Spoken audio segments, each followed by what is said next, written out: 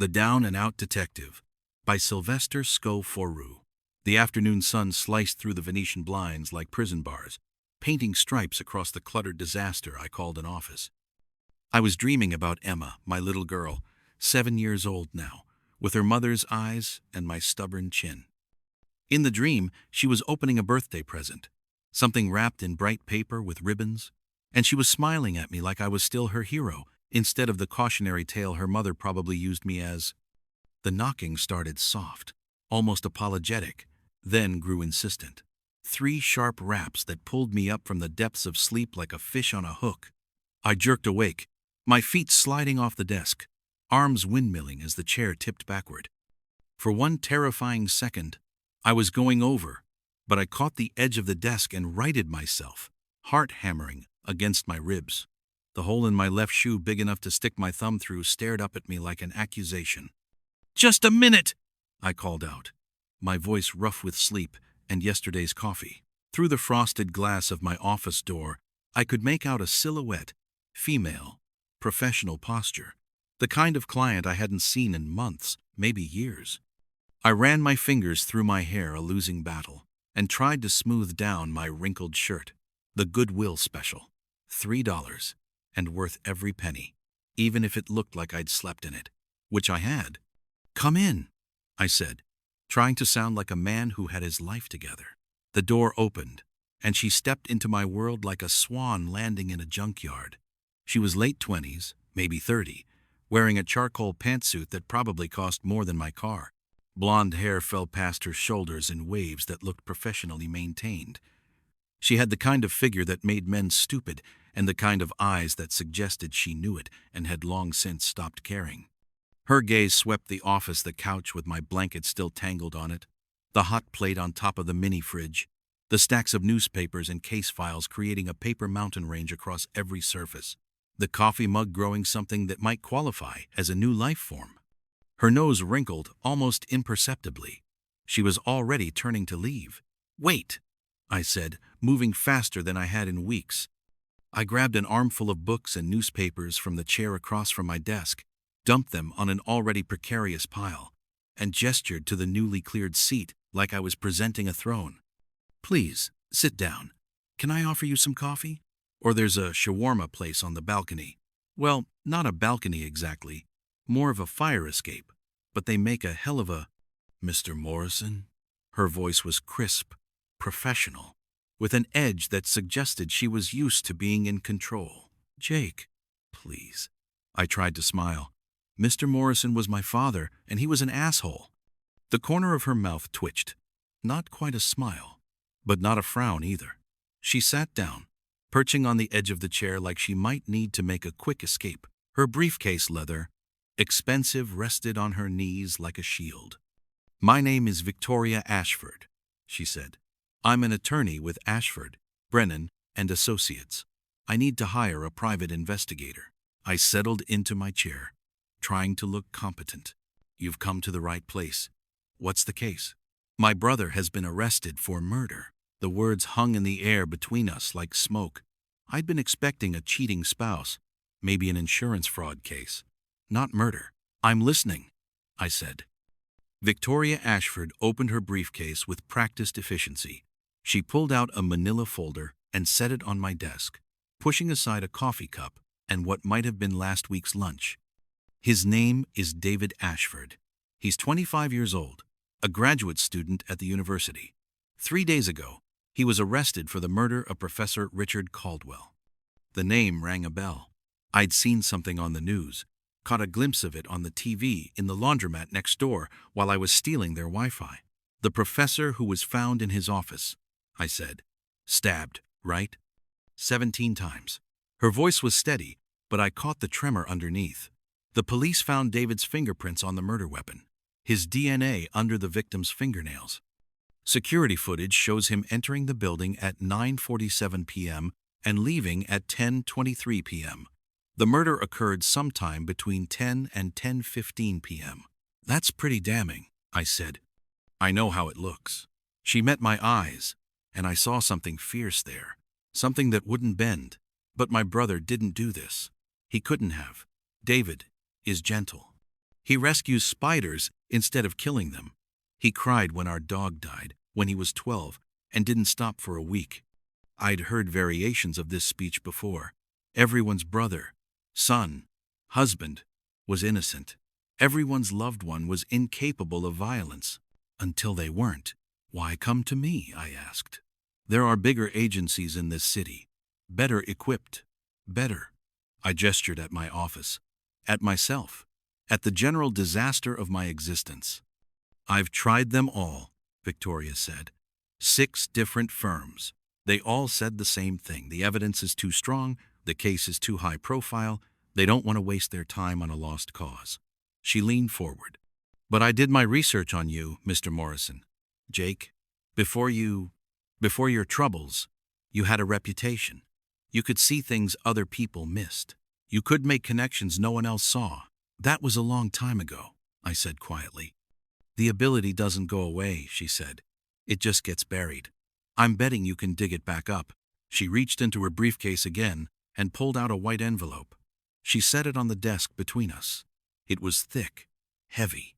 There's $3,000 in there, she said. Cash. It's yours whether you take the case or not, just for listening to me.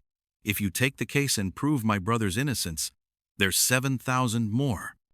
I stared at the envelope. $10,000. That was 6 months of rent on a real apartment. That was a car that started with a key. That was birthday presents for Emma and maybe, just maybe, a chance to show her that her dad wasn't a complete screw-up. I'll need access to everything, I said. Police reports, witness statements, crime scene photos. I'll need to talk to your brother. I'll arrange it, Victoria said. I'm representing him. Anything you need, you'll have. I picked up the envelope. It was heavier than it looked. Heavy with possibility, with hope, with the weight of someone else's faith in me. Tell me about your brother, I said. Everything. Start from the beginning. Victoria Ashford talked for an hour. I listened, taking notes on the back of an old pizza receipt, the only clean paper I could find. David Ashford was a graduate student in the English department, working on his PhD dissertation about postmodern narrative structures in contemporary fiction. Professor Richard Caldwell was his advisor. By all accounts, they'd had a good relationship.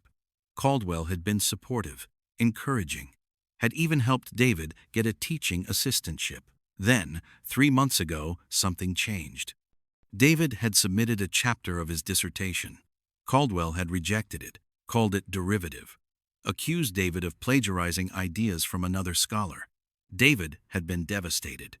He'd tried to explain, to show his research, his notes, his original thinking. Caldwell wouldn't listen. He'd threatened to have David expelled from the program. David was angry, Victoria admitted. He sent some emails, said some things he shouldn't have. What kind of things? She pulled out her phone, scrolled through, and read, "You're destroying my life over a lie. You know I didn't plagiarize anything. I won't let you get away with this. I'll make sure everyone knows what kind of man you really are." That's not great, I said. There's more. She scrolled again. I'll see you dead before I let you ruin my career. I whistled low. The prosecution is going to love that. I know. Victoria's composure cracked just a little, but he didn't mean it. He was upset. He was venting. People say things they don't mean all the time. What was David doing in Caldwell's office the night of the murder? He says he went to try one more time to reason with him, to show him the research, to prove he hadn't plagiarized. He says when he got there, the door was unlocked. He went in, and Caldwell was already dead. He panicked. He touched the body, tried to see if he was still alive. Then he ran. Why didn't he call the police? He was scared. He knew how it would look. He knew about the emails, the threats. He thought no one would believe him. He was right about that, I said. Victoria stood up, smoothing her skirt. Will you take the case? I looked at the envelope on my desk. I looked at the woman standing in front of me, her jaw set, her eyes fierce, with the kind of love that wouldn't give up on family even when everyone else had. I thought about Emma, about the last time I'd seen her, through her bedroom window, tapping on the glass like a ghost haunting his own life. About the restraining order. About the birthday I'd missed because I'd been too drunk to remember what day it was. I'd been to rehab. I'd poured out every bottle I'd hidden in my office. I'd bought a used computer from Goodwill and started trying to rebuild something from the wreckage. I'd made it 37 days sober. 37 days of waking up without a hangover, without the shakes, without the crushing weight of self-loathing. Maybe this was a chance to prove that the last 37 days meant something. "I'll take the case," I said. After Victoria left, I sat in my office and counted the money. $3,000 in 50s and hundreds. More cash than I'd seen in years. I thought about all the things I could do with it. Thought about the liquor store 2 blocks away. Thought about how easy it would be to slide back into the warm, numb embrace of oblivion. Instead, I put $2,000 in an envelope and walked to the bank. I opened an account, my first in 3 years, and deposited it. I kept $1,000 in cash for expenses. Then I walked back to my office and started making calls. The first call was to Rosie Martinez. I'd met Rosie 4 years ago, when I was still a real detective, before the DUI, before the divorce, before everything fell apart. She'd been working the streets, and she'd witnessed a hit and run. The driver had been a city councilman's son. The police wanted to bury it. I'd made sure they couldn't. Rosie had gotten out of the life after that. Last I'd heard, she was working at a diner, trying to save up for community college. She answered on the 3rd ring. "Hello? Rosie, it's Jake Morrison." Silence. Then, "Jake? Jesus, I heard you were. I heard things weren't good." "They weren't," I said. "But they're getting better. Listen, I need help. I've got a case. A real case. And I need someone I can trust. Someone smart. Someone who knows how to talk to people.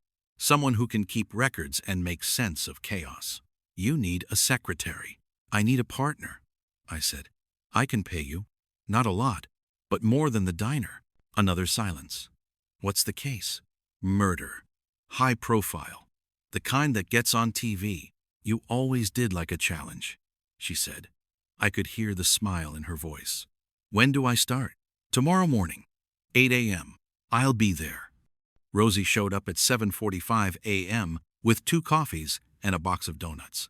She was 32, with dark hair pulled back in a ponytail and eyes that had seen too much but still managed to find reasons to smile. She wore jeans and a sweater, and she looked at my office with the same expression Victoria had, but without the judgment. "Jesus, Jake," she said. "You really do live here." "It's temporary," I said, taking one of the coffees. "Probably." She set the donuts on my desk and started clearing space. Within an hour, she'd organized the chaos into something resembling a functional workspace. She'd found a folding table in the closet, set up the used computer I'd bought, and created a filing system using old cardboard boxes. "Okay," she said, sitting down at the table. "Tell me about the case." I told her everything Victoria had told me. Rosie listened, taking notes on a yellow legal pad she'd brought with her. "So the brother looks guilty as hell," she said when I finished. "That's what everyone thinks. But you don't." "I don't know yet," I said. "But something doesn't fit. If David Ashford killed Caldwell in a rage, why 17 stab wounds? That's overkill. That's personal. That's not a graduate student angry about his dissertation. That's something else." "What else?" "That's what we need to find out." I pulled out the file Victoria had given me. Crime scene photos, police reports, witness statements. I spread them across my desk. The photos were brutal. Professor Richard Caldwell, 63 years old, lying on the floor of his office in a pool of blood. 17 stab wounds to the chest and abdomen. His face frozen in an expression of surprise and terror. The murder weapon was a letter opener from Caldwell's desk, ornate, brass, with a sharp point.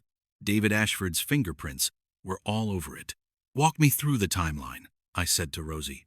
She consulted her notes. Security footage shows David entering the building at 9:47 p.m. He takes the elevator to the 4th floor, where Caldwell's office is located. At 10:23 p.m., he's seen leaving the building. He's moving fast. Looks agitated. What about other people? Anyone else in the building? The building is mostly empty at that time. It's a Thursday night, but there were a few other people around. A janitor on the second floor, a couple of students in the library on the first floor, a professor in an office on the third floor. Names? Janitor is Miguel Santos. Students are Jennifer Chen and Marcus Webb. Professor is Dr. Eleanor Vance. We need to talk to all of them, I said. But first, I need to see the crime scene. Victoria arranged for me to visit Caldwell's office the next day. The police had finished processing it, but it was still sealed with yellow tape. The building was old, brick, with high ceilings and the kind of institutional smell that all universities seem to have. Floor wax and old books and the faint mustiness of age. Caldwell's office was on the fourth floor, at the end of a long hallway lined with doors bearing the names of other professors. A uniformed cop stood outside the door. He looked bored until he saw Victoria. Then he straightened up. "Miss Ashford," he said. "Detective Brennan said you'd be coming by." "This is Jake Morrison," Victoria said. "He's working with me on the case." The cop looked me up and down, taking in my Goodwill clothes and my general air of barely holding it together. His expression said he wasn't impressed. "Make it quick," he said, pulling the tape aside. The office was small, cramped, lined with bookshelves, stuffed with volumes on literature and criticism. A desk sat in the center, covered with papers and books. The floor was still stained with blood, a dark brown pool that had soaked into the old wood. I stood in the doorway and just looked. This was where it had happened. This was where someone had stabbed Richard Caldwell 17 times and left him to die. "What are you seeing?" Victoria asked quietly. "Give me a minute," I said. I stepped into the office, careful not to disturb anything. The desk was positioned so that Caldwell would have been sitting with his back to the door. The letter opener had been on the desk. There was a small stand for it, now empty. If David had come in angry, if he'd grabbed the letter opener and attacked Caldwell, there should have been signs of a struggle. But the desk was relatively neat. Papers were scattered, but not in a way that suggested violence.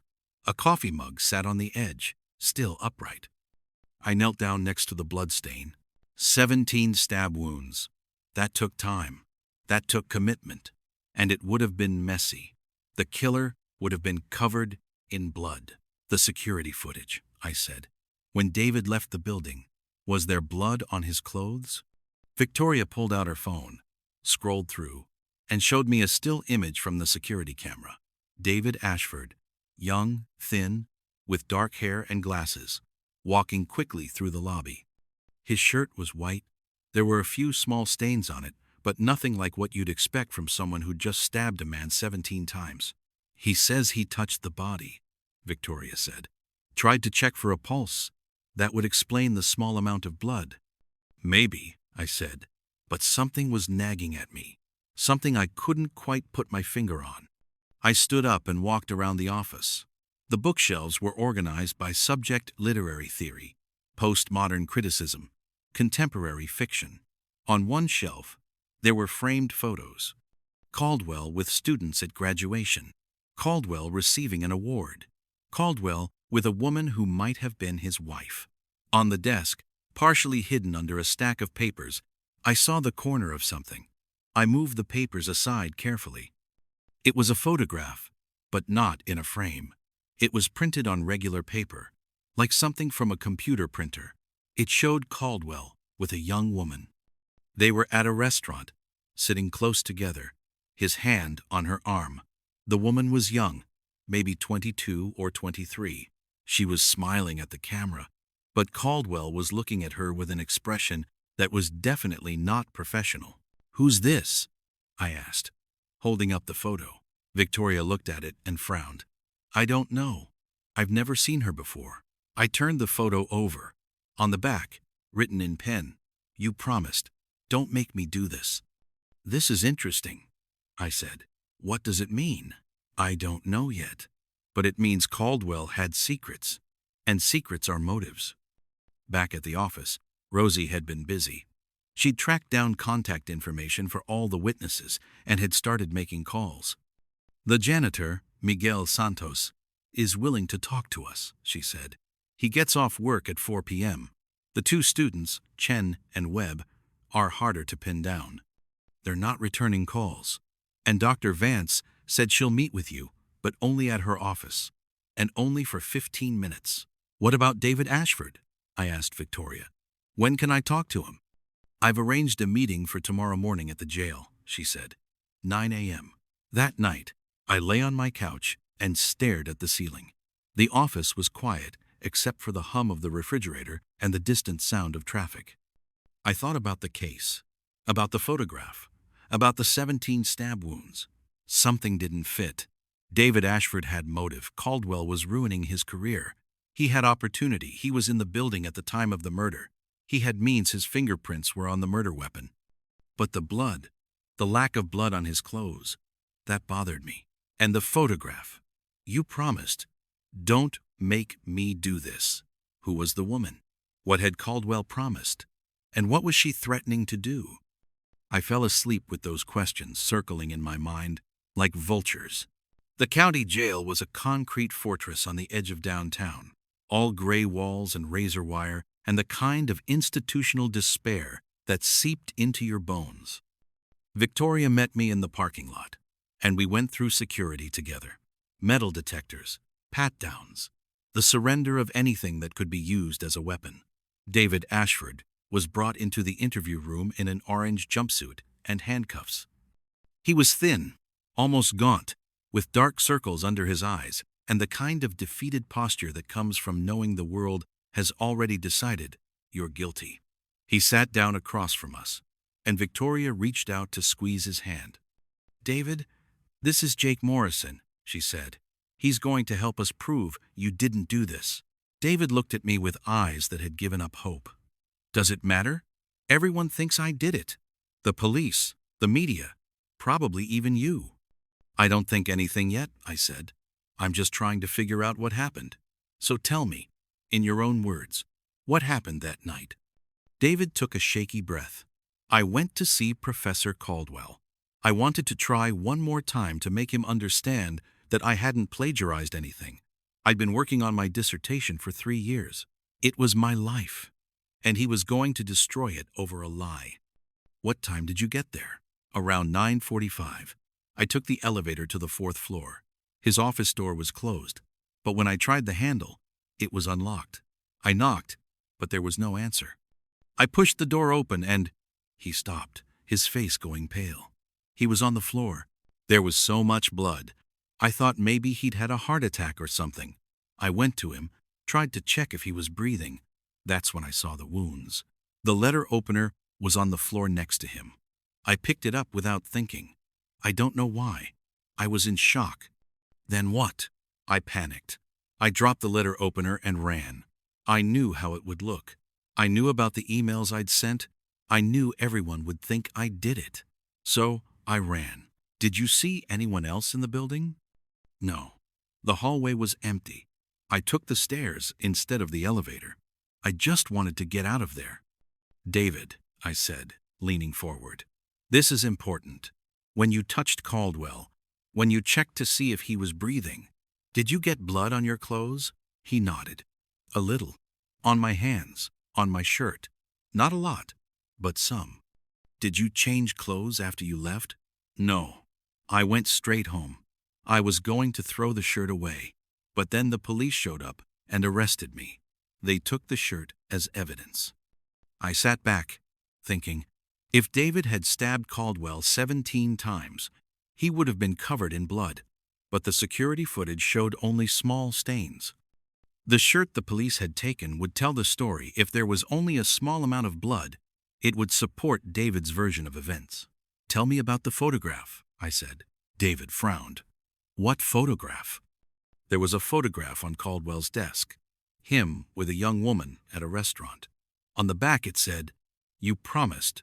Don't make me do this. Do you know who she is?" David's eyes widened. "Oh my God, that's Melissa. Melissa Hartley. She was one of his students last year." "What about her?" "There were rumors. David said slowly. That Caldwell was having an affair with her. That he'd promised to leave his wife for her. But then, he didn't. She dropped out of the program suddenly. No one knew why. Where is she now? I don't know. She just disappeared. I looked at Victoria. We need to find Melissa Hartley. Rosie tracked down Melissa Hartley by the end of the day. She was working as a barista at a coffee shop in the Arts District, living in a studio apartment above a vintage clothing store. I went to see her that evening. The coffee shop was one of those hipster places with exposed brick and Edison bulbs and a chalkboard menu featuring drinks with names like The Existential Crisis and Deconstructed Americano. Melissa was behind the counter, making a latte with the kind of focused intensity that suggested she was thinking about something else entirely. She was pretty in an understated way, with brown hair pulled back in a messy bun and tired eyes. I waited until her shift ended at 8 p.m., then approached her as she was taking off her apron. Melissa Hartley? She looked up, wary. Who's asking? My name is Jake Morrison. I'm a private investigator. I'm looking into the death of Professor Richard Caldwell. Her face went pale. I don't have anything to say about that. I think you do, I said gently. I found the photograph, the one you left on his desk. You promised. Don't make me do this. She looked around the coffee shop, at the few remaining customers, at her coworkers cleaning up. Not here, she said. There's a park across the street. Meet me there in 5 minutes. The park was small, just a patch of grass with a few benches and a sad-looking fountain. Melissa sat down on a bench, and I sat next to her, keeping a respectful distance. I didn't kill him, she said immediately. I know how it looks, but I didn't. Tell me what happened. She was quiet for a long moment, staring at the fountain. I was his student, his advisee. He was brilliant, charismatic. He made me feel special. He said I had potential, that I could be a great scholar. And then, it became more than that. He said he loved me. He said he was going to leave his wife. He said we'd be together. But he didn't leave his wife. No, he kept making excuses. It was never the right time.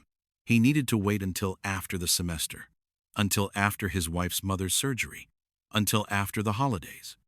I waited for a year, and then I realized he was never going to leave her. It was all lies. What did you do? I confronted him. I told him I was going to tell his wife, tell the university. He begged me not to. He said it would ruin his career, his marriage, everything. He promised he'd make it right. He promised he'd tell his wife himself, that he'd end things properly. I gave him 2 weeks. And the photograph? I left it on his desk the day before he died, as a reminder, as a warning. I wrote that message on the back because I wanted him to know I was serious. But I didn't kill him, I swear. Where were you the night he died? At home, alone. I don't have an alibi. She looked at me with desperate eyes, but I didn't do it. I was angry, yes. I felt betrayed, but I wouldn't kill him. I couldn't. Did anyone else know about the affair? His wife knew. I'm sure of it. Women always know. And there was someone else. Another student. A guy named Marcus Webb. He was obsessed with me. He found out about the affair, and he was furious. He said Caldwell was a predator, that he was taking advantage of me. He wanted to report him to the university. Marcus Webb, one of the students who'd been in the building the night of the murder. Where can I find Marcus Webb? He lives in the graduate student housing on campus. Building C, apartment 312. I found Marcus Webb in the university library the next morning. He was sitting at a table surrounded by books, typing furiously on a laptop. He was in his mid-20s, with the kind of intense, brooding look that probably made him popular with a certain type of undergraduate. I sat down across from him. Marcus Webb? He looked up, annoyed. Who are you? Jake Morrison, private investigator. I'm looking into the murder of Professor Caldwell. His expression shifted from annoyance to something harder to read. I already talked to the police. I know, but I have some follow-up questions. You were in the building the night Caldwell was killed. You and Jennifer Chen. You were in the library. So? So I'm wondering what you were doing there. It was late on a Thursday night. Studying. That's what students do in libraries. What were you studying? Does it matter? It might. He sighed and closed his laptop. I was working on a paper for Dr. Vance's seminar on feminist literary theory. And Jennifer Chen was with you? We were studying together. We're both in the same seminar. Did you see David Ashford that night? No. I didn't see anyone except Jenny. What about Professor Caldwell? Did you see him? No. But you knew him. Everyone knew him. He was a professor in the department. I heard you knew him better than that, I said. I heard you knew about his affair with Melissa Hartley. Marcus's jaw tightened. Who told you that? Melissa did. She said you were angry about it, that you wanted to report him to the university. He was a predator, Marcus said, his voice low and intense. He used his position to manipulate vulnerable students. Melissa wasn't the first. There were others. Everyone knew it, but no one did anything because he was Richard Caldwell, the famous scholar, the award-winning professor. He could do whatever he wanted, so you decided to do something about it. I reported him to the department chair. I filed a formal complaint, but nothing happened. They said there wasn't enough evidence. They said it was he said, she said. They protected him. That must have made you angry. Of course it made me angry, but I didn't kill him, if that's what you're implying. Where were you between 10 and 10:15 p.m. that night? In the library. With Jenny. Like I told the police.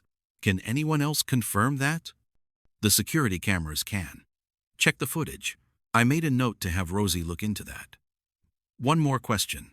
Did you know David Ashford? Not really. I knew who he was. We were in the same department, but we didn't run in the same circles. Did you know about his conflict with Caldwell? Everyone knew about that.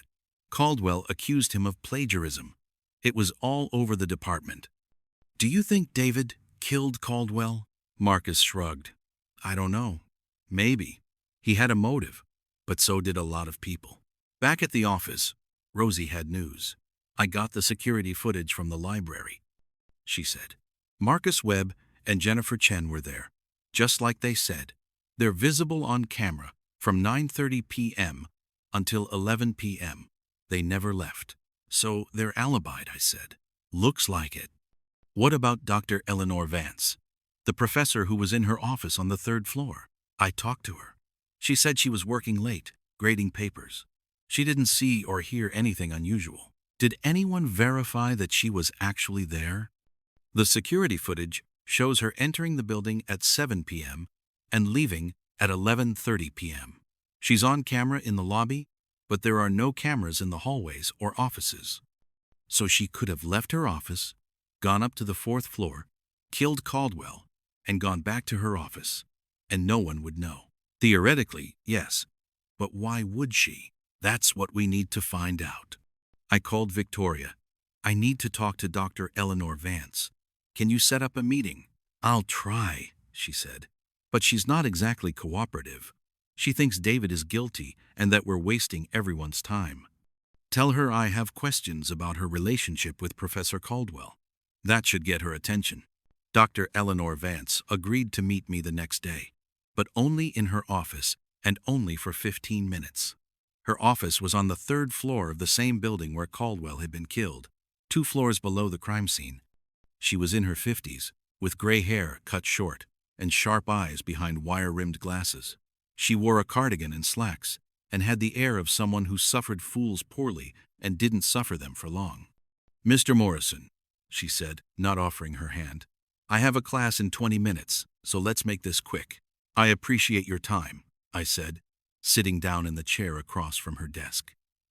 I just have a few questions about the night Professor Caldwell was killed. I already told the police everything I know. I understand, but I'm hoping you might remember something else. You were working late that night, in this office. Yes, I was grading papers. I had a stack of essays from my undergraduate survey course. It takes hours. Did you hear anything unusual? Any sounds from upstairs? No. The building is old, The walls are thick. I wouldn't have heard anything unless someone was screaming. Did you leave your office at any point? I went to the bathroom once, around 10 p.m., but that's on this floor. I didn't go upstairs. What was your relationship with Professor Caldwell? Her expression hardened. We were colleagues, nothing more. I heard there was some tension between you. Where did you hear that? Around. The academic world is small. People talk. She was silent for a moment, then sighed. Richard and I had our disagreements. We had different approaches to scholarship, different philosophies about teaching. He was old school, believed in the great man theory of literature. I'm more interested in marginalized voices, in challenging the canon. We clashed. Did you clash about anything else? What are you implying? I'm not implying anything. I'm just trying to understand the dynamics in the department. Richard was a difficult man, she said carefully. He was brilliant, but he was also arrogant. He believed his way was the only way. He made enemies. Like who? Like anyone who disagreed with him. Other faculty members. Students. His wife. His wife? Margaret Caldwell. She's a professor in the history department. They had a complicated marriage. Complicated how? That's not for me to say. If you want to know about their marriage, you should talk to her. One more question. Did you know about Caldwell's affair with Melissa Hartley? Dr. Vance's expression didn't change, but something flickered in her eyes. I heard rumors, but I had no proof. And even if I had, what was I supposed to do? Report him? To whom? The department chair was his best friend. The dean played golf with him. Richard Caldwell was untouchable. Until someone touched him, I said. Margaret Caldwell lived in a large house in the suburbs, the kind of place with a manicured lawn and a 3-car garage, and the faint smell of money. She agreed to see me after Victoria called and explained that we were investigating her husband's murder. She was in her early 60s, well-preserved, with the kind of elegance that comes from good genes and better skincare. She invited me into a living room that looked like it had been decorated by someone who'd read too many issues of Architectural Digest. I'm sorry for your loss, I said, sitting on a cream-colored sofa that probably cost more than my car. Thank you, she said, her voice flat. Though I suspect you're not here to offer condolences, I'm trying to understand what happened to your husband. What happened is that one of his students killed him, David Ashford. The police arrested him. The evidence is overwhelming. I don't understand what there is to investigate. I'm not convinced David Ashford is guilty. Then you're a fool, she said bluntly. David had motive, opportunity, and means. His fingerprints were on the murder weapon. What more do you need? I need to understand why someone would stab your husband 17 times. That's not just murder. That's rage. That's personal. Margaret Caldwell's expression didn't change, but her hands tightened on the armrest of her chair. My husband was not an easy man to love, but he didn't deserve to die like that. Did you know about his affair with Melissa Hartley? I knew about all of them, she said calmly. Melissa was just the latest. There was a girl before her and one before that. Richard had a weakness for young women who looked at him like he was a god. It fed his ego. Why did you stay with him? Because I'm not a fool, Mr. Morrison. I'm a tenured professor with a comfortable life. Divorce would have been messy, expensive, and humiliating. It was easier to look the other way. Where were you the night your husband was killed? At home? Alone. I was reading. I went to bed around 10:30. The police called me at midnight to tell me Richard was dead. Can anyone verify that? No, but I didn't kill my husband, if that's what you're asking. I had no reason to. Our arrangement worked for both of us. What about Melissa Hartley? Did you ever confront her? Why would I? She was just another in a long line. She meant nothing. She thought your husband was going to leave you for her. Margaret laughed, a sharp, bitter sound. Richard was never going to leave me.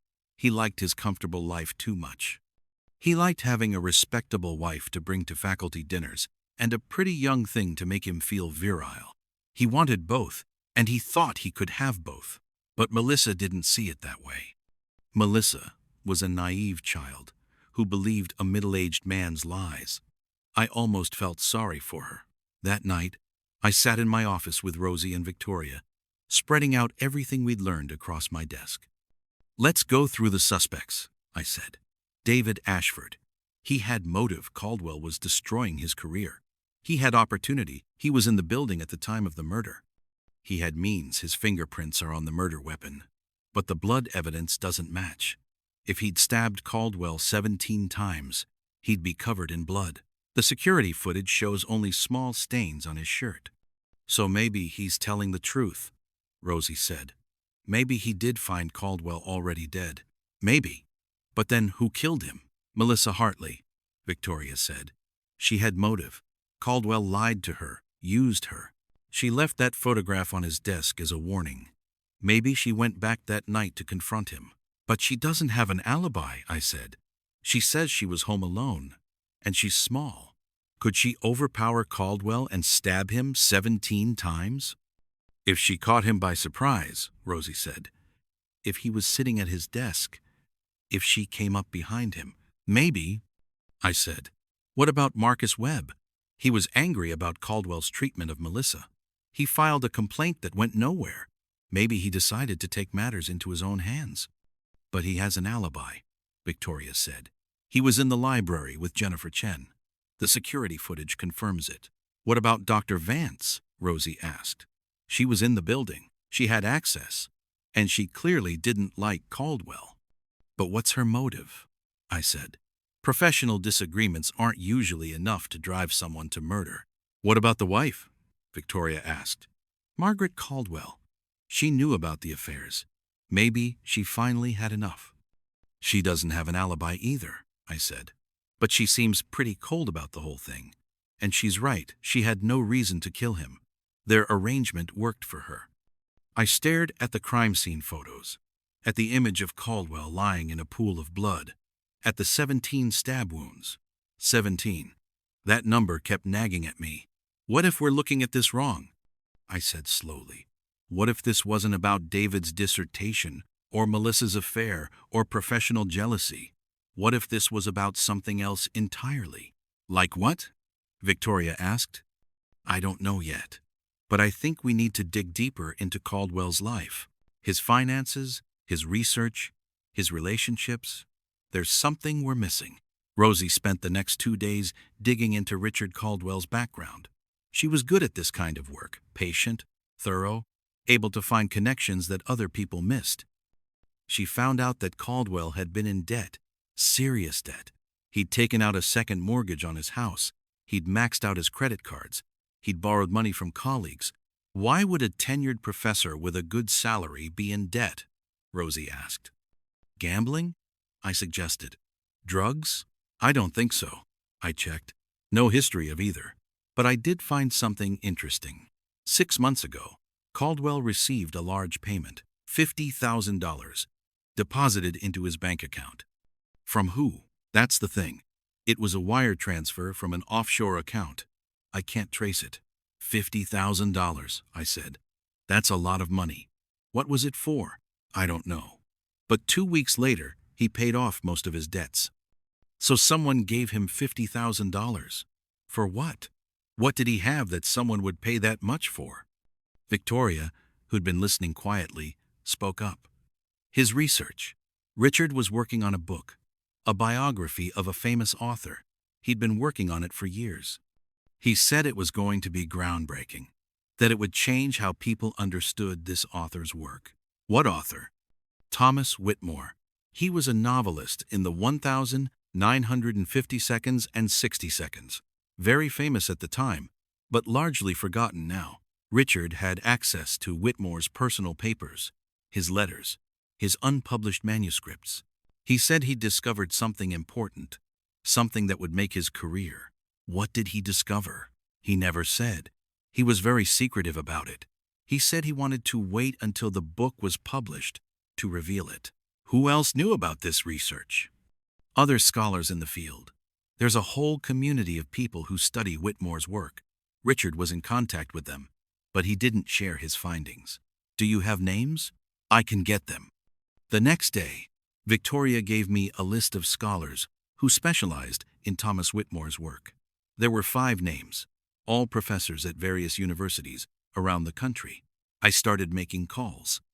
The first 3 were dead ends. They knew Caldwell. They knew about his research, but they didn't know any details. They were all curious about what he'd found, but he'd refused to share. The 4th name on the list was Dr. Harold Brennan, a professor at a small liberal arts college in New England. When I called him, his reaction was different. "Richard Caldwell," he said, his voice tight. "I heard about his death. Terrible tragedy." "Did you know him well?" "We were colleagues. We corresponded about our research. We were both working on Whitmore. I understand he'd made some kind of discovery. Something important." There was a long pause. "He claimed he had, but he wouldn't tell me what it was. He said it was too valuable to share before publication." "Did you believe him?" "I don't know." Richard had a tendency to exaggerate. He liked to make himself seem more important than he was. "Dr. Brennan, did you ever offer to buy Caldwell's research?" Another pause. Longer this time. "Why would you ask that?" "Because 6 months ago, someone paid him $50,000. I'm trying to figure out who and why." "I don't know anything about that," Brennan said quickly. "I have to go. I have a class." He hung up before I could ask another question. "That was interesting," Rosie said. She'd been listening on speakerphone. "He's lying," I said. "He knows something." "So, what do we do?" "We go see him. In person. People are harder to lie to when you're looking them in the eye." Dr. Harold Brennan's office was in an ivy-covered building on a campus that looked like something out of a postcard. Old trees, brick pathways, students lounging on the quad with books and laptops.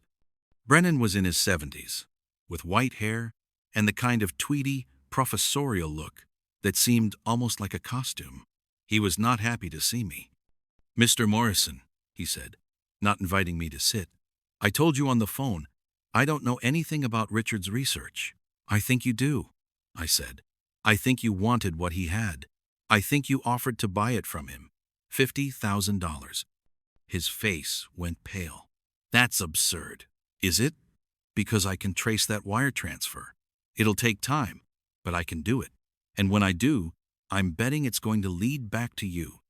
Brennan sat down heavily in his chair. "It wasn't like that," he said quietly.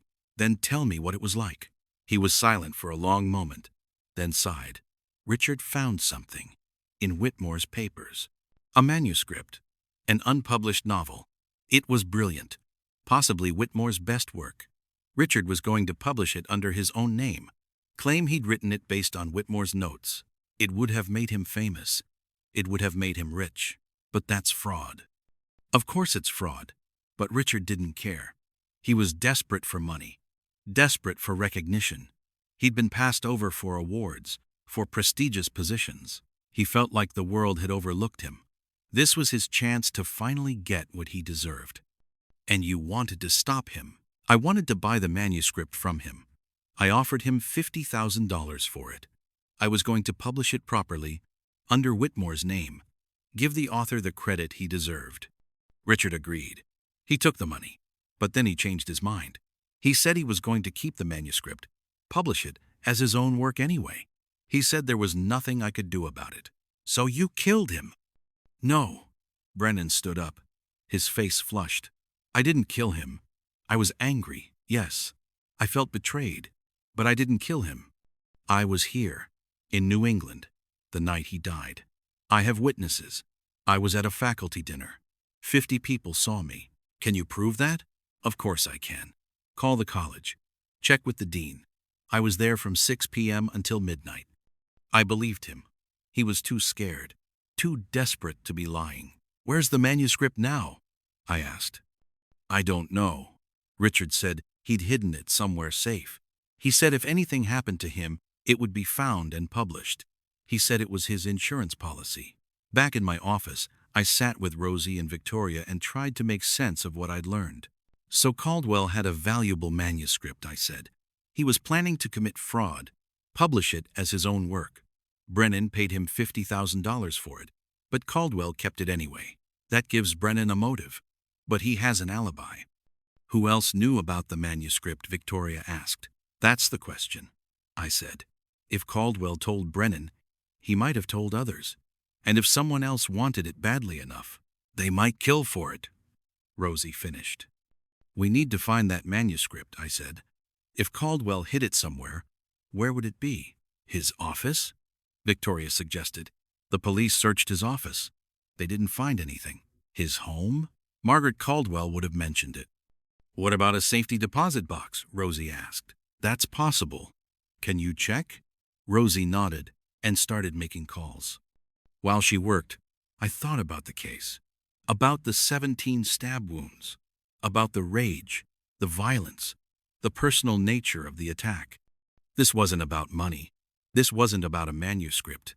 This was about something deeper, something more primal, betrayal, humiliation, revenge. And then it hit me. I know who killed Richard Caldwell, I said. I called Detective Brennan, no relation to Harold Brennan, and told him I had new evidence in the Caldwell case. He was skeptical, but he agreed to meet me at the police station. I brought Victoria and Rosie with me. We sat in an interview room, and I laid out my theory. David Ashford didn't kill Richard Caldwell, I said. He found the body, just like he said. He panicked and ran. But he didn't commit the murder. Then who did? Detective Brennan asked. Dr. Eleanor Vance. The detective frowned. The professor who was working in her office? She has no motive. She has the strongest motive of all, I said. Richard Caldwell destroyed her career. I pulled out a folder Rosie had prepared. 20 years ago, Eleanor Vance was a rising star in the field. She'd written a groundbreaking book on feminist literary theory. She was up for a prestigious award, and then Richard Caldwell published a review of her book. He tore it apart. He called her scholarship sloppy, her arguments derivative, her conclusions unsupported. The review was vicious, personal, designed to humiliate. That was 20 years ago, the detective said. But the damage lasted. Vance didn't get the award. She didn't get the job offers she'd been expecting. Her career stalled. She ended up at a small state university instead of an Ivy League school. She spent 20 years watching Richard Caldwell get everything she'd been denied: awards, recognition, prestige, and she blamed him for it. That's not enough for murder. There's more. 3 months ago, Vance submitted a paper to a major academic journal. It was accepted for publication. It was going to be a big deal, a chance for her to finally get the recognition she deserved. And then Richard Caldwell, who was on the journal's editorial board, blocked it. He said her work was still sloppy, still derivative. He killed her paper. How do you know this? I talked to the journal editor. He confirmed it. Caldwell used his influence to make sure Vance's paper never saw the light of day. So she killed him out of revenge. Not just revenge, rage. 20 years of accumulated anger and resentment. She'd had enough. She went to his office that night. She confronted him. And when he dismissed her, when he laughed at her, she snapped. She grabbed the letter opener from his desk and stabbed him 17 times, once for every year since he'd destroyed her career. The detective was quiet for a moment. Can you prove any of this? Check her alibi. She says she was in her office all night, but there are no cameras in the hallways. She could have gone upstairs, killed Caldwell, and gone back to her office. No one would have seen her. That's not proof. Then check her clothes. If she stabbed Caldwell 17 times, she would have been covered in blood. She would have had to change clothes, dispose of the bloody ones. Search her office, her car, her home. You'll find something. The detective looked skeptical, but he made a call. They found the evidence in Dr. Eleanor Vance's car. A plastic bag stuffed under the spare tire in the trunk. Inside the bag were a pair of slacks and a cardigan, both soaked in blood. They arrested her that night. At first, she denied everything.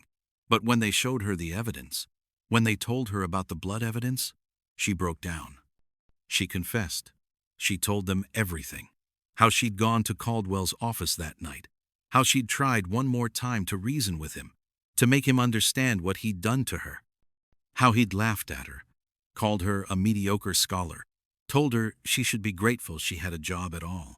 how she'd grabbed the letter opener and stabbed him, again and again and again, until he stopped laughing, until he stopped breathing. She said she didn't regret it. She said he deserved it. The charges against David Ashford were dropped. He was released from jail 3 days later. The case made national news. The story of a professor who'd killed a colleague over a 20-year-old grudge was too good for the media to resist. They camped out in front of the courthouse, in front of Victoria's office, in front of my office. I did one interview, standing next to Victoria on the courthouse steps. She was professional, articulate, talking about justice and the importance of thorough investigation. I stood next to her in my Goodwill suit, squinting in the bright lights, trying not to look like I wanted to run away. That night, I was watching the news coverage in my office when my phone rang. It was a number I didn't recognize. Hello? Jake? The voice was tentative, familiar. It's Sarah, my ex-wife. I hadn't talked to her in months, not since the restraining order. Sarah, I said. Hi. I saw you on TV, she said. You looked good. You looked sober. I am sober. 63 days. That's good, Jake. That's really good. She paused. Emma saw you too. She asked about you. She wanted to know if that was really her daddy on TV. My throat tightened. What did you tell her? I told her yes. I told her you were helping people. She was proud of you. I couldn't speak for a moment. Jake, Sarah said softly, I think maybe it's time. If you're really sober, if you're really getting your life together, maybe it's time for you to see Emma again. Supervised visits, at first. We can take it slow. I'd like that, I managed to say. I'd like that a lot. I'll call you next week. We'll set something up. After she hung up, I sat in my office and cried. Not the desperate, drunken tears of my worst days, but tears of relief, of hope, of the possibility of redemption. Victoria came by the office the next morning with the rest of my payment. $7,000 in cash, just like she'd promised. You did it, she said, smiling. You proved my brother was innocent. We did it, I said. You, me, Rosie. It was a team effort. Still, you're the one who figured it out. You're the one who saw what everyone else missed. She sat down across from my desk. She looked different somehow. Less guarded, more relaxed. What are you going to do now? She asked. I don't know. Find another case, I guess. Keep building the business. You're good at this, Jake. You should keep doing it. What about you? What's next for you? Back to the law firm. Back to the usual cases. Nothing as exciting as this. She paused. Although I was thinking, maybe we could work together again. If another case comes up that needs an investigator, I could call you. I'd like that, I said. She stood up to leave, then hesitated. Jake, would you like to have dinner sometime? Not business, just dinner. I looked at her, really looked at her. She was beautiful, successful, smart. She was way out of my league. But she was looking at me like maybe I wasn't as far out of her league as I thought. I'd like that too, I said. Over the next few weeks, things started to fall into place. Rosie became my full-time partner. We moved into a bigger office, still not fancy, but with actual furniture and a coffee maker that didn't require a degree in engineering to operate. I started getting more cases. Nothing as high profile as the Caldwell murder, but steady work, insurance fraud, missing persons, background checks, the kind of cases that paid the bills and kept me busy. Victoria and I started seeing each other. We took it slow. Dinner dates, walks in the park, long conversations about everything and nothing.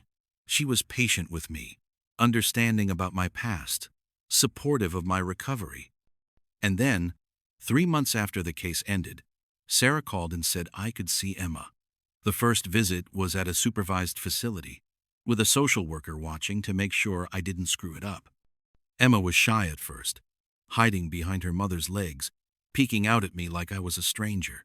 But then I pulled out a present, a stuffed unicorn, her favorite animal, and she smiled.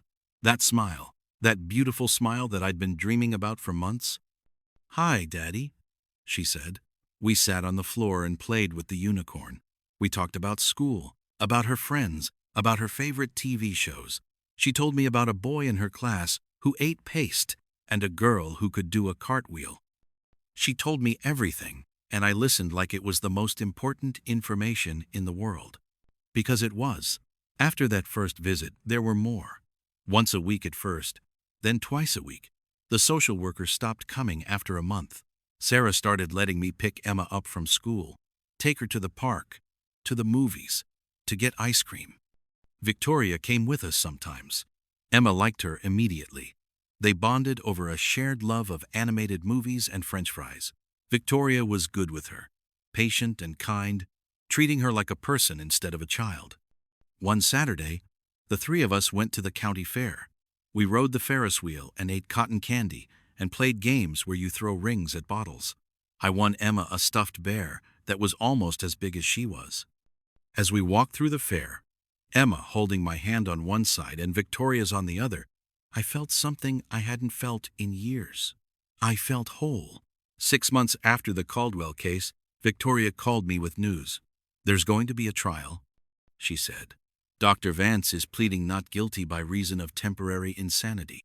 The prosecution wants me to testify about the investigation, about how we uncovered the evidence." "When?" "Next month. Will you come? I might need you to testify too." "Of course." The trial was a media circus, Doctor. Eleanor Vance had become a symbol to some, a villain who'd committed cold-blooded murder. To others, a victim of a toxic academic system that had driven her to the breaking point. The prosecution painted her as a calculating killer who'd planned the murder for months. The defense argued that she'd snapped after years of abuse and humiliation, that she hadn't been in control of her actions. I testified on the third day. I walked through my investigation, explained how I'd uncovered Vance's motive, described the evidence we'd found. The defense attorney cross-examined me aggressively, trying to poke holes in my testimony, but I'd been sober for 6 months. My mind was clear. I didn't stumble, didn't contradict myself. Victoria testified the next day. She was brilliant, articulate, unshakable. She presented the evidence methodically, building a case that was impossible to refute. On the 5th day, the prosecution called Dr. Harold Brennan to the stand. They asked him about the manuscript, about the $50,000, about his relationship with Caldwell. He answered carefully, precisely. But then the prosecutor asked him a question he wasn't expecting. "Dr. Brennan, did you know that Dr. Vance was planning to kill Professor Caldwell?" Brennan's face went pale. "What? No, of course not. But you knew she hated him. You knew about their history. I knew they didn't get along. But did Dr. Vance ever contact you about the manuscript? Did she know that Caldwell had stolen Whitmore's work?" I don't. "Dr. Brennan, did you tell Dr. Vance about the manuscript?" He was silent for a long moment. The courtroom was completely quiet. "I plead the fifth," he said finally. The courtroom erupted. The judge banged his gavel, calling for order. The prosecutor pressed, but Brennan refused to answer any more questions. It didn't matter. The damage was done. The implication was clear. Brennan had told Vance about the manuscript, had given her another reason to hate Caldwell, had possibly even encouraged her to act. The jury deliberated for 2 days. When they came back, they found Dr. Eleanor Vance guilty of second-degree murder.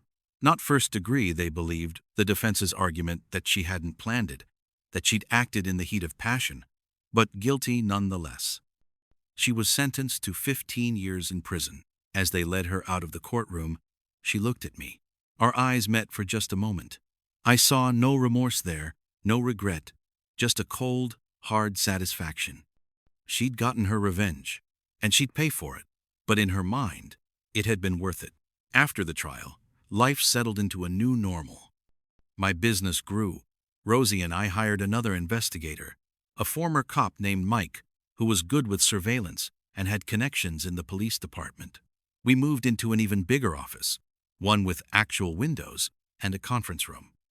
I bought a new car. Well, new to me. A used Honda that started with a key and didn't have holes in the floor. I kept the Gremlin, though. It was parked behind the office, a reminder of where I'd come from. Victoria and I got serious.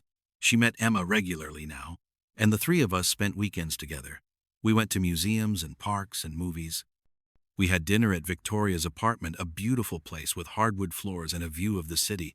We had dinner at my new apartment, a modest one-bedroom, but clean and furnished and mine. Emma started calling Victoria Aunt Vicky. Victoria started talking about the future, about possibilities, about what it might be like if we all lived together. I was scared, terrified, actually. I'd screwed up so much in my life.